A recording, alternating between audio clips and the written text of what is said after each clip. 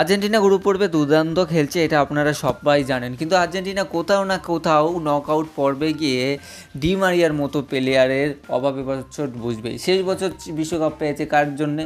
D মারিয়ার জন্য। তার আগেবার Copa America কার জন্য পেয়েছে? ডি মারিয়ার জন্য। অর্থাৎ ডি মারিয়া কিন্তু বড় ম্যাচে গোল করে দেয়। কিন্তু এখন ব্যাপারটা হচ্ছে ডি মারিয়া এবং মেসির বিকল্প হিসেবে একটা প্লেয়ারকেই দেখতো আর্জেন্টিনা, সেটা হচ্ছে দিবালা। এবং দিবালাকে কি আমরা আবারও ফেরোতে পারবো? তার কারণ দিবালা না ফেরালে বিশ্বকাপ একটা এক্সপিরিয়েন্স বারবার কাজ করে, এটা আপনারা সবাই জানেন। যদি আপনাদের কথা বলা যায় সেই ডি মারিয়ার ব্যাকআপ বিকল্প সেই দিবালাকে নিয়ে, দিবালা কিন্তু মাত্র তার জীবনে 41 মিনিট বিশ্বকাপে দিয়েছে এবং একটি বিশ্বকাপ পেয়েছে। শেষবারে কিন্তু টাইব্রেকারে একটা গোল করেছে, এছাড়াও শেষবারে কয়েকটি টাচ, ভাই এমবাপ্পের থেকে বল ছিনে নেওয়া থেকে শুরু করে ডিফেন্সে এসে দুর্দান্ত টাচ দেওয়াটা একটা নেমেই অতটা সহজ ব্যাপার না। এই কারণে দিবালাকে কিন্তু আমরা কামব্যাক হিসেবে দেখতে পারি। আবারও দিবালাকে নিয়ে এটা সবাই রিউমার, এবং হয়তো নিকো প্যাজকে আমরা নাও দেখতে পারি, হচ্ছে দিবালাকে আমরা অবশ্যই দেখতে পারি। তো অবশ্যই দেখা যাক একটা এন্ড কী হয়, ভিডিও কেমন লেগেছে,